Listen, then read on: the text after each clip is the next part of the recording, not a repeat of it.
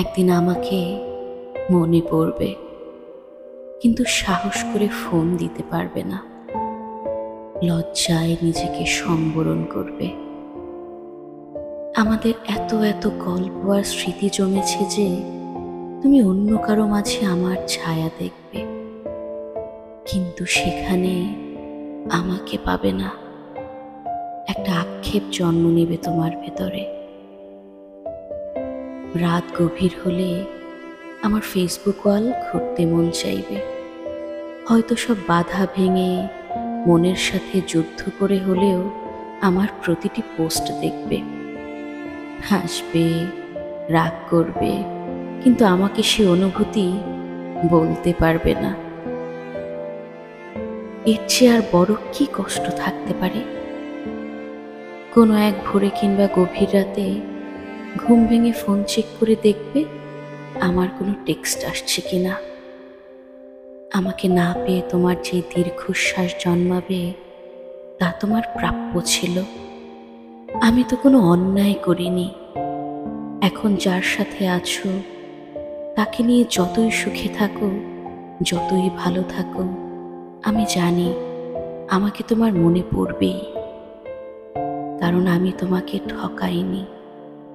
তার সাথে কাটানো প্রতিটি সুখময় মুহূর্তে আমি থাকবো তোমার মস্তিষ্কের একটা কোণায়। এর চেয়ে বড় শাস্তি আর কি হতে পারে?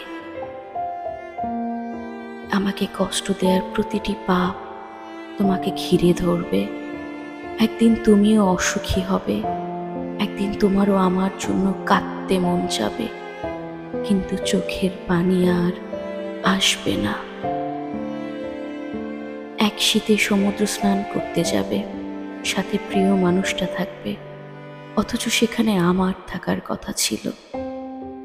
এক জ্যোৎস্নার রাতে আকাশ দেখে তোমার চোখের কোণায় জল জমবে। এত সুন্দর রূপালী জ্যোৎস্না আমাকে ছাড়া দেখবে আর কষ্ট তোমাকে চাপড়ে ধরবে না, তা হতে পারে না।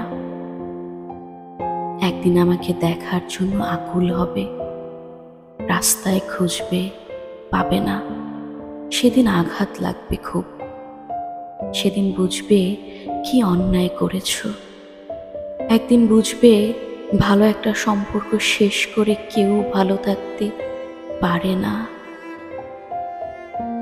একদিন বুঝবে কথা দিয়ে কথা না রাখা একটা অন্যায়। সেদিন চাইলেও আর নিজেকে ভালো রাখতে পারবে না।